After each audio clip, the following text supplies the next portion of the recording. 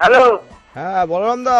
হ্যাঁ বলুন। হ্যাঁ বলছি শুনুন না, আমি 15 তারিখ বিয়ে করব ভাবছি। হ্যাঁ হ্যাঁ, তো আমার মোটামুটি সব অ্যারেঞ্জমেন্ট হয়ে গেছে, খালি ওই ডেকোরেটার আর ক্যাটারিংটা পাচ্ছি না। আমি তো ডেকারেটার শুধু হুম। ক্যাটারিং তাহলে যোগাযোগ করে দিতে হবে। আর একটা মেয়ে পাচ্ছি না যাকে বিয়ে করব। মেয়েও পাচ্ছেন না? হুম। তাহলে তো মেয়ে আবার মেলা তো আপনার তো করবে। আপনার তো মেয়ে আছে শুনলাম। আমার মেয়ে আছে। হ্যাঁ, তো তার সাথে যদি বিয়ে দেন আপনি। আমার মেয়ে তো এখন বিয়ে দেওয়ার বয়স হয় না। আমারও তো বিয়ে করার বয়স হয়নি, আমি ছোটবেলা থেকেই চাই আপনি আমার শ্বশুর হন। হ্যাঁ, তো কি করব বলো না, বিয়েটা দাও না, আমার হেভি বিয়ে করতে ইচ্ছে হচ্ছে। এ কোন জায়গাতে বলছো তো, ইয়ার্কি মারাচ্ছে নাকি?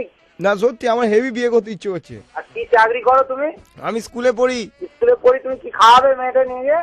আইসক্রিম। নকশাবাজি হচ্ছে নাকি? নকশা সত্যি বলছি বলরাম না, মনে করি শ্বশুর বাড়ি জিন্দাবাদ। আচ্ছা জিন্দাবাদ তোমার বার করছি, তুমি একবার আমার দোকানে এসে কালকে দেখা করছো। কালকে আসলে তো আপনি প্যান্ডেল করে দেবেন আমার হাড়গোড় ভেঙে। ও শ্বশুর ও শ্বশুর কেন ও সুর। হ্যালো, আচ্ছা ওটা কি শ্বশুরের শাশুড়ির গলা?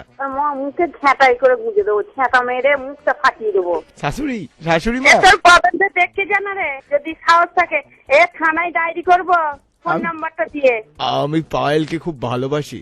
তোর মুখে ঝ্যাঁটা মারবে আমার মেয়ে, আসিস একবার। আমি চাই আপনি শাশুড়ি হন আমার, আর বলরাম শ্বশুর। মরণ দশা কোন সোয়ারের জাত রে? অস্ট্রেলিয়ান। হ্যাঁ অস্ট্রেলিয়া? তাছাড়া কিরকম কথাবার্তা হবে রে? থানায় ফোন নাম্বারটা জানাবা, দেখবি? থানাকেও নেমন্তন্ন করবো বিয়েতে। মরণ দশা তোর ব্রেনটা শর্ট হয়ে গেছে, পারিস তো এবার ফোন করিস না, দেখবি একবার তোর ব্যবস্থাটা করবো ভালো করে। বলছি আপনার মেয়েকে বিয়ে করলে ডেকোরেটার খরচাটা বেঁচে যাবে না? মরণ দশা, কোথাকার পাঁটাটা বলি দেবা?